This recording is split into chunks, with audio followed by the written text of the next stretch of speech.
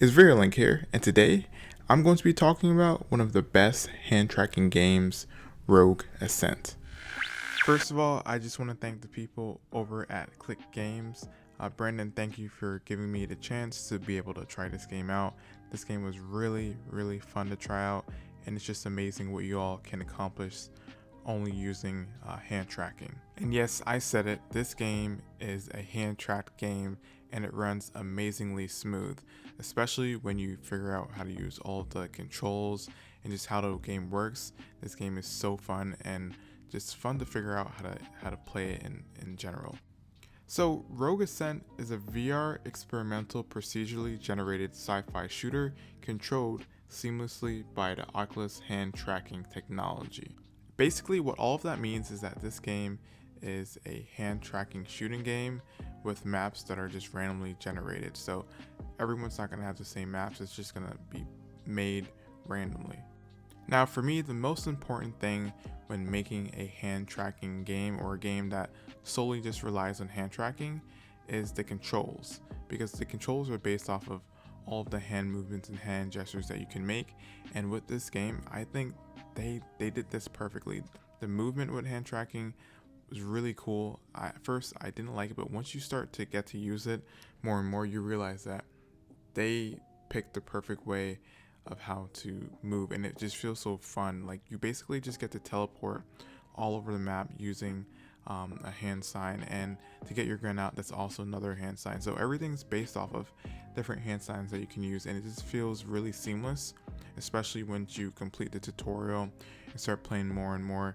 Everything just feels natural, and that's what I really like about these types of hand tracking game, and it's just really smooth. They did this perfectly. But before I get to the rest of the video, here's a quick word from our sponsor. This video is brought to you by InReport. InReport is an Instagram app that allows you to see how many followers you have lost, how many followers you have gained, and also shows the most loyal followers. It allows you to analyze every single aspect of Instagram.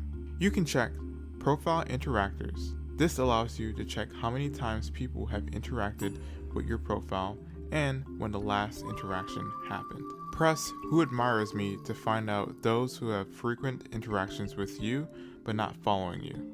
You can even view stories anonymously.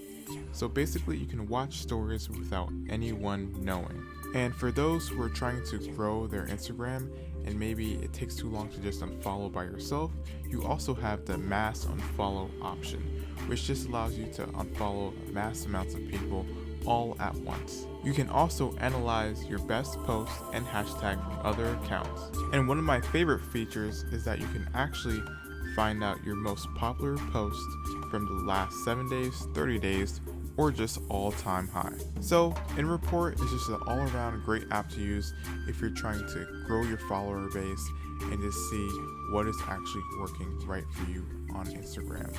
I definitely recommend this app and to just try it out. So far for me, it has worked really well, and I do like that it's fast and quick. I've tried other apps before that have been pretty slow, so just definitely check this one out. And again, thank you for InReport for sponsoring this video. Now, one thing I do have to stress that I don't normally stress when it comes to playing games is do the tutorial. Normally I don't like doing the tutorial, I just like jumping into games, having fun. But with this game, I think you need to do it, because that's half of the fun. It's just learning all of the gestures and just making it flow seamlessly. So definitely do that when you're playing this game. The tutorial is also pretty easy and just fun to do. Now, I'm not gonna lie, even after doing the tutorial, like while I was like in the midst of it, I did have problems figuring out exactly what to do. But I guess after you just play around with it, you start to figure it out. So that is something that I did get a little bit frustrated with, but then after just playing for maybe like, I would say 10-20 minutes or so, I started to figure out everything. For some reason, I don't know if I always say this in my videos, but sometimes I do think I'm a little slow about getting it, and I'm also really not a tutorial person, so I don't really like reading the things in the actual tutorial. But once I actually stopped for a second, stopped trying to just figure it out by doing it and actually read what it says, it was pretty easy to figure out. So as long as you're not like me and you just read what it says, like a normal person, you can definitely figure this tutorial out, no problem. Also, let me know in the comments below if you're like me or not like me. Do you like doing the tutorial? Do you read what you're supposed to do when you're in a tutorial?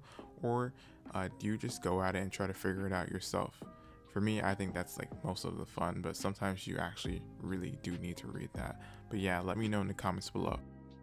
So once you complete the training or tutorial and you get out there in the real world, that's when it becomes kind of hard. At least for me it did.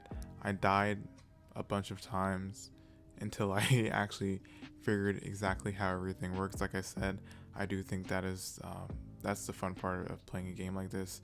You're just figuring out how everything works. So it's okay if you died a bunch of times. I did. Don't feel like it's like you're never going to get this. It actually becomes really natural once you start to figure out how everything works and how the world works and how the actual AI works as well.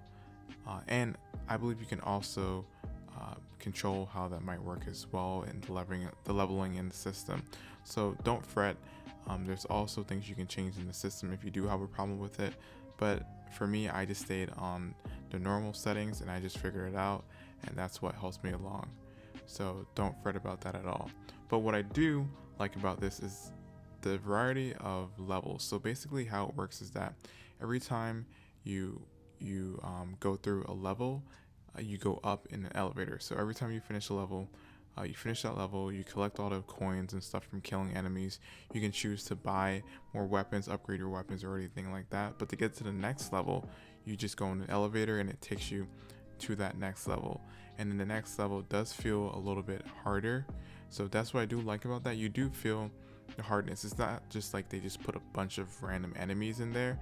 They actually up the difficulty, but not in a way where it's just a bunch of random enemies. It's more in a way that the level design is set, and that is kind of hard to do with something procedurally generated because it's kind of random, but they did do it really well in this game. Now, one thing that I can remember that I did not like about this game is that it's a really small thing. I'm literally just nitpicking because this game is so good, but I don't think you can switch weapons into another hand, or at least I could not figure out how to do it. I literally was just like there messing with this gun for like in my hands for like 5 minutes, maybe even 10 minutes, just trying to figure out how the heck do I swap weapons, because I really wanted this machine gun in my right hand because I'm right-handed, but I bought it and it could only go in my left hand because my left hand didn't have a gun. So I was there just trying to figure out like how do I switch hands? Is that possible? Is that a thing I could do? But yeah, that's like the only thing, and it might have been my problem. Maybe I just didn't know. Like I said, I'm really bad with tutorials. Sometimes I don't read everything, so it might have been just me. But that is one thing that I did notice. If it's not just me, that is that I had no idea how to switch weapons or hands with different weapons. I do also want to let you all know that this game is in beta mode and it's still so good. So everything you're seeing is this game in the beta mode, and for me it ran really smooth, surprisingly, with that hand tracking. It felt like if it was a controller game it would have ran just as smooth. It was basically perfect. I didn't really have any hiccups. I didn't have any frame rate drops. I didn't have anything bad really happened. And I really do love the visuals, the kind of like neon color, popping out colors, and just the way the hand looks. I liked every single thing about this game. It's just really fun, and you guys should definitely pick this game up because it's a blast to play. And this is my first truly hand tracking only game that I've played, and I really enjoyed it. So again, I just want to thank everyone for letting me play this game and giving me this opportunity. I also would like to say that I do have 2 game codes for this game that they have generously gave me. So if you do want these game codes, all you got to do is go on my TikTok and go under any of my videos and comment Rogue Ascent.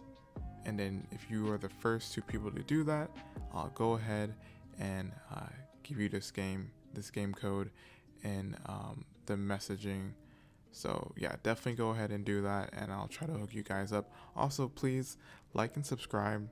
That also really does help the channel out. If you're new to this channel, definitely subscribe. I try to post at least once a week, and I do also post shorts as well. So if you like this content and you want to watch some more of my content, definitely subscribe and like if you like this video or if it helped you out. Good night, guys. Have a wonderful day or night. And remember, if you do want those game codes, just go on my TikTok and go under any video and type Rogue Ascent, and I'll send you the game codes in your messenger on TikTok. All right. Peace out, guys. Good night. Have a wonderful day. What's up? Bye.